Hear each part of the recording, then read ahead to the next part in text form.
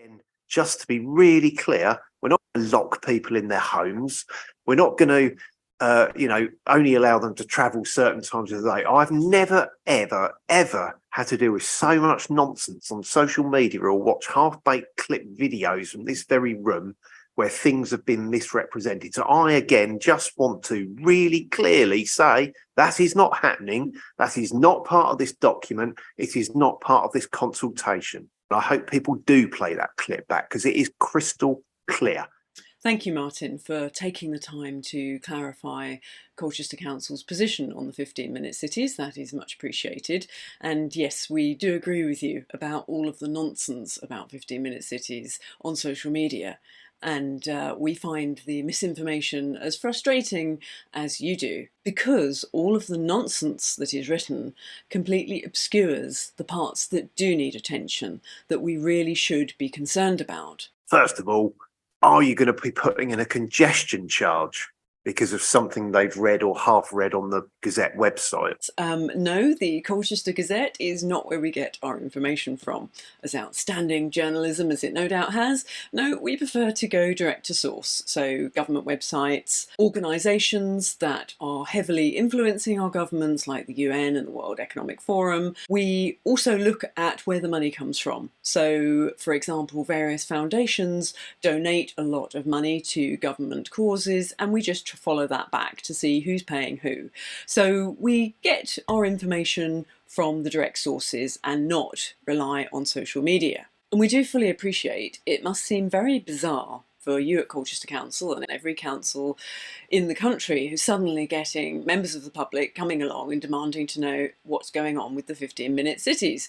Because from your perspective, you are, as you said, of a 15-minute city where you literally can go and walk to a green grove as a school, a community. That's how housing estates were built in the 50s, 60s and 70s, and they used to actually get it right.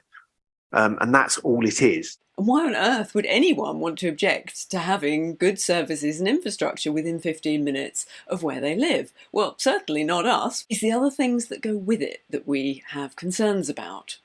And if you're not familiar with things like the UN agenda and the World Economic Forum and the level of influence that they are having on every single government in the world, because whilst you and many councillors in good faith have one piece of the puzzle, you're trying to create good infrastructure, there's a lot more to it than that. And unless you know what the bigger picture is and where this all leads to, you don't know what that one piece you are placing, how that fits into the bigger scheme of things. So we want to very quickly walk you through what we're concerned about and why.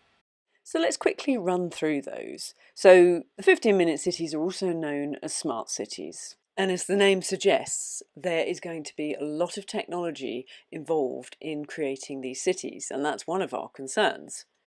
We are not bringing in any congestion charges. That's rumour mill number one I'd like to dispel. That is not happening as part of this work. We're not going to lock people in their homes. We're not going to, only allow them to travel certain times of the day.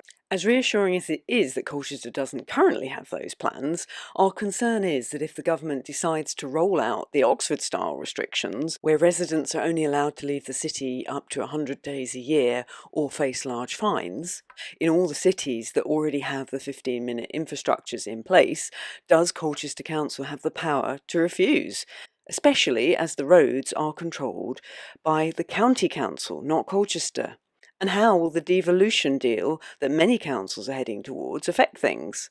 Your colleague, Councillor Mark Corey, has already expressed some concerns on this issue. I'm sometimes sceptical when these devolution offers are driven by people who are less likely to give away control. So what is it that they want? Why is it that they're giving away certain things? What else do they want? What doesn't work for me as a mayor of such a vast area? I mean, devolution, what's the point of passing down power than actually putting it into just one person? So yes, this is our concern as well. How much say will Colchester get in anything with one person in control? The other pieces of the puzzle that are coming are as innocuous as having everything within a 15-minute walk, and they include the digital ID, the central bank digital currency, blockchain technology, net zero and carbon credits, and the 5G network. But it's how these all link together that's the important part, and the AI that controls them. The digital ID that the government planned to bring in at the end of this year could end up being used to identify yourself for absolutely everything, from even logging onto the internet to purchasing food to accessing your bank account. There'll be no more anonymity in anything you do. And there are pluses and minuses to that, of course, depending on your viewpoint. You could think of it almost like a digital fingerprint as much as it is a digital ID. And it can mean that every move you make is tracked in real time. And you may think, so what? I'm not a criminal, it doesn't matter. Well, not by today's standards, you're not.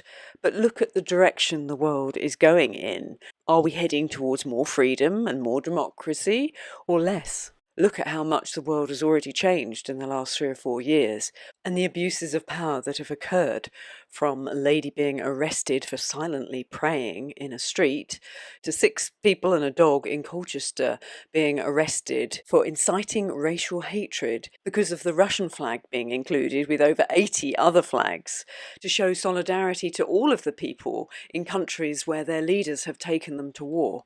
So things that are considered perfectly acceptable in today's world, who knows what the rules will be 5 or 10 years from now.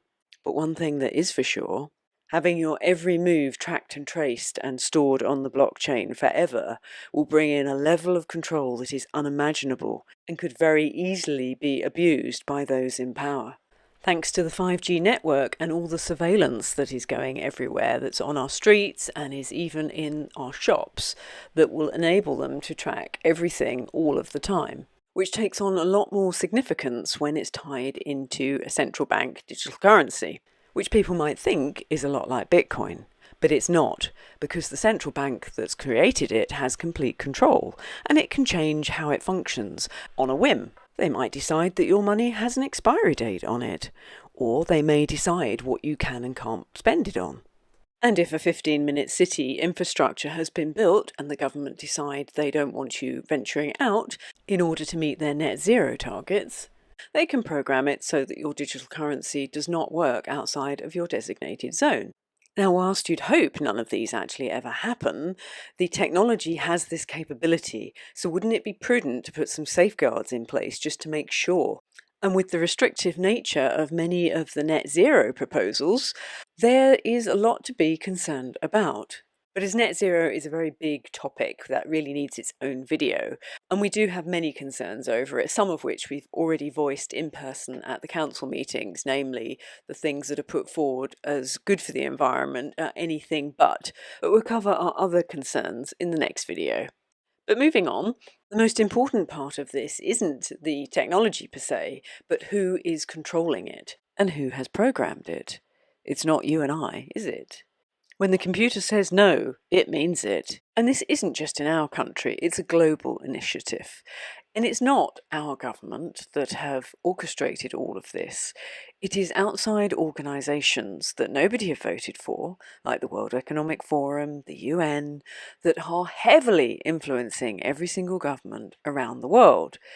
And one day they hope to meet their goals, a one world government.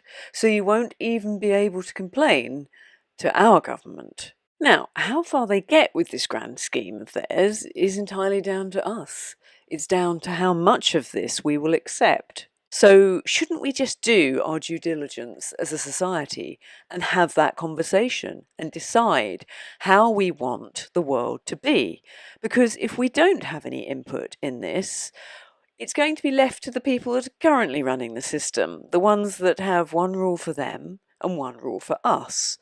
Do you think that's a good idea? Don't you think it would be better that we have a say in the technology that's going to shape and control every aspect of our lives? And even if by some bizarre chance you still trust our current government, what about the next one or the one after that? Do you think that at some point along the line that nobody is going to abuse this complete and utter control they have over society? Are you willing to trust them that much? Millions of us all over the world who have put the time into researching this do not trust our governments. So how about we let go of all the name calling of conspiracy theorists and just come together and do our due diligence and make sure that our rights and freedoms that we've enjoyed isn't thrown away for future generations. And this video has only just scratched the surface of the utter delights that are coming our way if we allow it. Now here's a novel idea for you all to consider. How about we all start thinking about how we would like the world to be and start designing the systems to create it?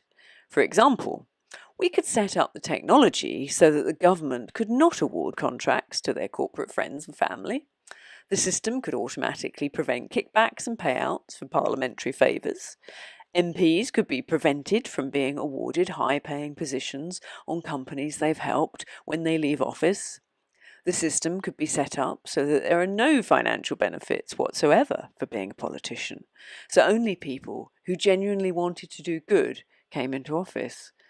The system could prevent people who have outside affiliations to organisations like the World Economic Forum from ever becoming an MP. It would weed out the sexual deviants, the psychopaths, the dishonest and the corrupt from all levels of government, police and the judicial system.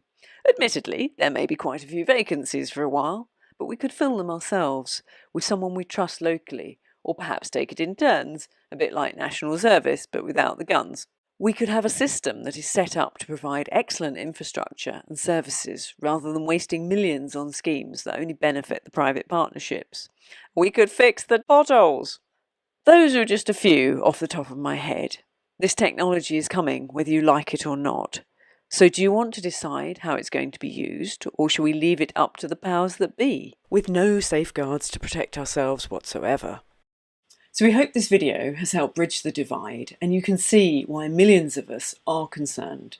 And we invite you all to think about what's been presented and research things for yourselves. And maybe you will start to share some of our concerns and we can come together to do something about them.